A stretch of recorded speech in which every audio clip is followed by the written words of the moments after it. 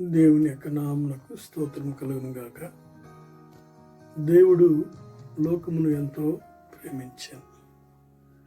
దేవుడు లోకాన్ని ప్రేమించాడు అంటే మనల్ని ప్రేమించాడు.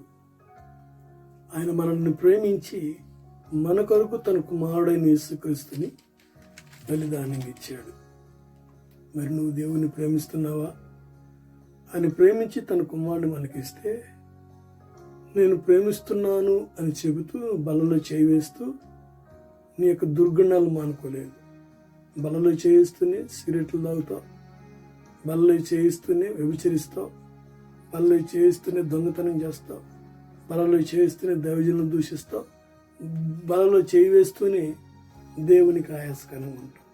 మనం దేవుని ప్రేమించినట్టేనా? మనసు మారాలి, బ్రతుకు మారాలి. అప్పుడే దేవుడు నీ కుటుంబాన్ని దీవిస్తాడు.